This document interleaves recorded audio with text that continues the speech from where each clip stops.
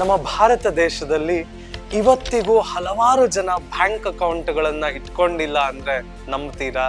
ಈ ತರಹ bank account ಇಲ್ಲದೆ ನಡೀತಾ ಇದ್ದ ವ್ಯವಹಾರಗಳಿಂದ ಆಚೆ ಬರಬೇಕು, ಎಲ್ಲರನ್ನು ಬ್ಯಾಂಕಿಂಗ್ ಸಿಸ್ಟಮ್ ಒಳಗೆ ಕರ್ಕೊಂಡು ಬರಬೇಕು ಅಂತ ಮೋದಿಜಿ ಮಾಡಿದಂತಹ ಮಾಸ್ಟರ್ ಸ್ಟ್ರೋಕೆ ಜನ್ ಧನ್ ಯೋಜನಾ.